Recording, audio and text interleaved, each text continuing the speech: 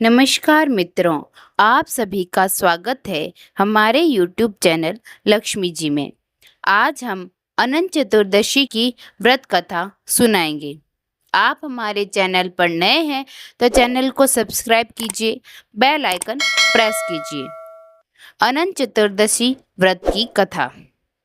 एक बार महाराज युधिष्ठिर ने राजसूय यज्ञ किया और यज्ञ मंडप का निर्माण बहुत ही सुंदर व अद्भुत रूप से किया गया। उस मंडप में जल की जगह स्थल तो स्थल की जगह जल की भ्रांति होती थी। इससे दुर्योधन एक स्थल को देखकर जल कुंड में जा गिरे। द्रौपदी ने यह देखकर उनका उपहास किया और कहा कि अंधे की संतान भी अंधी होती हैं। इस कटु वचन से दुर्योधन बहुत आहत हुए और इस अपमान का बदला लेने के लिए उसने युधिष्ठिर को घुत अर्थात जुआ खेलने के लिए बुलाया और छल से जीतकर पांडवों को 12 वर्ष वनवास दे दिया। वन में रहते उन्हें अनेक कष्टों को सहना पड़ा। एक दिन वन में भगवान श्री कृष्ण युधिष्ठिर से मिलने आए।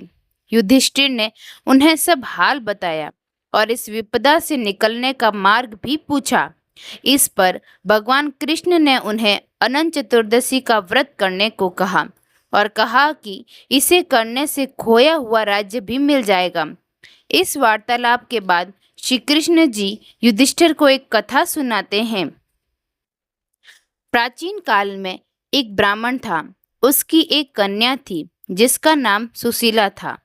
जब कन्या बड़ी हुई तो ब्राह्मण ने उसका विवाह कौंडिन्य ऋषि से कर दिया। विवाह पश्चात कौंडिन्य ऋषि अपने आश्रम की ओर चल दिए। रास्ते में रात हो गई, जिससे वह नदी के किनारे आराम करने लगे। सुशीला ने पूछने पर उन्होंने अनंत व्रत का महत्व बता दिया। सुशीला ने वही व्रत का अनुष्ठान कर 14 गांठों वाला डोरा अपने हाथ में बांध लिया। फिर वह पति के पास आ गई। कौंडिन्य ऋषि ने सुशीला के हाथ में बंधे डोरे के बारे में पूछा तो सुशीला ने सारी बात बता दी। कौंडिन्य ऋषि सुशीला की बात से अप्रसन्न हो गए। उसके हाथ में बंधे डोरे को भी आग में डाल दिया। इससे अनंत भगवान का अपमान हुआ, जिसके परिणाम स्वरूप कौंडिन्य ऋषि की सारी संपत्ति नष्ट हो गई। सुशीला ने इसका कारण डोर का आग में जलना बताया। पश्चाताप की अग्नि में जलते हुए ऋषि अनंत भगवान की खोज में वन की ओर चले गए। वे भटकते भटकते निराश होकर गिर पड़े और बेहोश हो गए।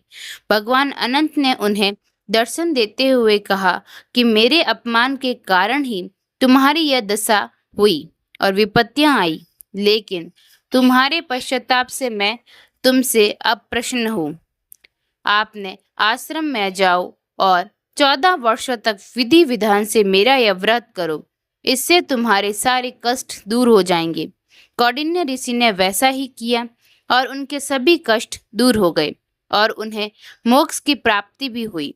श्री कृष्ण की आज्ञा से युधिष्ठिर ने भी अनंत भगवान का व्रत किया, जिससे पांडवों को महाभारत के युद्ध में जीत मिली।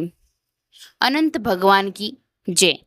आपको यह जानकारी कैसी लगी है, कमेंट में जरूर बताएं। धन्यवाद।